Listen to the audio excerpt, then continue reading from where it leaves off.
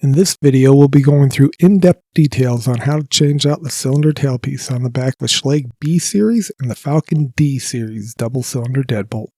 Every once in a while, a revolutionary product comes along that changes everything.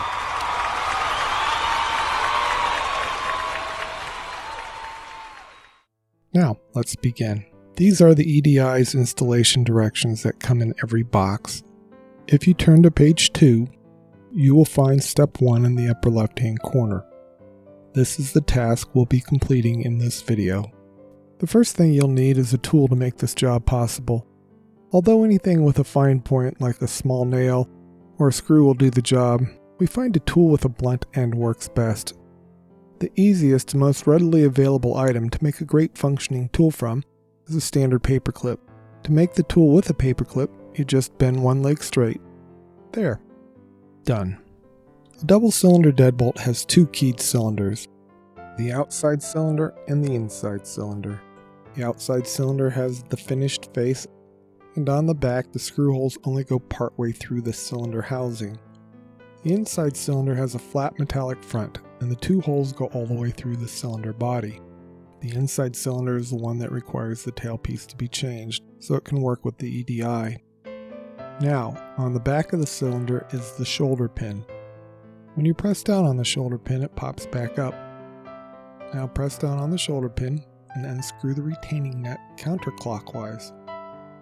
Yes, this can be somewhat tricky. Remove the cap with the tailpiece and the split washer. Leave the shoulder pin in place. If you are using a Schlage cylinder, you will find a small metallic disc inset in the back of the cylinder plug. It is very important that this disc be reinstalled when changing out the tailpiece. If the disc happens to fall out during the removal of the cap, drop it back into the recess and coax it back into place with your tool.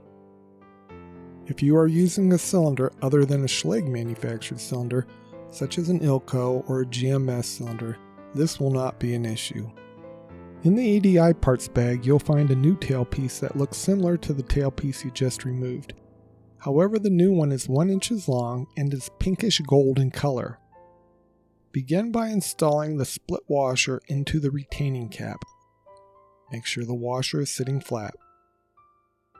Now, insert the tailpiece and turn it so that the flat face of the tailpiece covers up the gap in the split washer.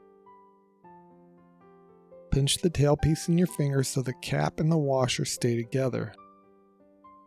While pushing down the shoulder pin with the tailpiece and the retaining nut assembly, start screwing on the retaining nut clockwise.